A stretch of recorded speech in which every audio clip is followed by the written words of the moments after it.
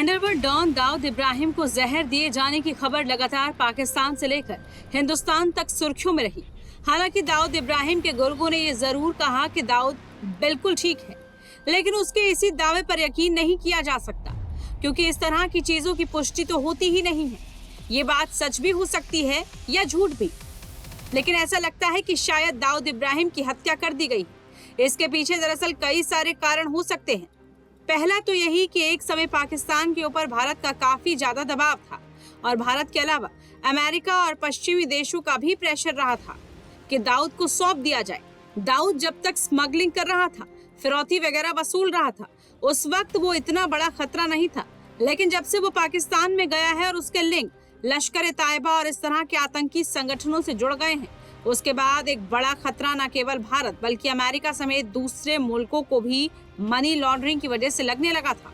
ये प्रेशर पाकिस्तान के ऊपर लगातार बढ़ रहा था। दूसरी वजह ये भी हो सकती है कि किसी भी सूरत में पाकिस्तान दाऊद इब्राहिम को इंडिया के हवाले नहीं करेगा। इसका कारण ये है कि दाऊद इतने समय से मनी लॉन्ड्रिंग, फिरौती, मर्डर समेत अन्य संगीन अपराध इंडिया में कर चुका है। ऐसा कहा जाता है कि पाकिस्तान की खुफिया एजेंसी ISI सीधे तौर पर दाऊद के साथ शामिल थी। अगर पाकिस्तान दाऊद की मौत की पुष्टि या इनकार करेगा तो ये माना जाएगा कि उसने दाऊद को अपने यहाँ पर रखे हुआ था। ISI और बाकियों पर जो आरोप लगाए हुए थे वो बिल्कुल सही थे। हालांकि छोटा शकील ने कहा कि दाऊद बिल्कुल ठीक है, लेकिन ये उनकी एक रणनीति भी हो सकती है, क्योंकि कहीं ऐसा ना हो कि पैनिक उसके ग्रुप में ही फैल जाए। इंडिया में जो ग्रुप है वो भी उसका काफी बड़ा है। सोने की स्मगलिंग में वो ग्रुप शामिल भी है। दाऊद इब्राहिम के बारे में कहा जाता है कि उसने कम उम्र में ही अपराध की दुनिया में कदम रख लिया था।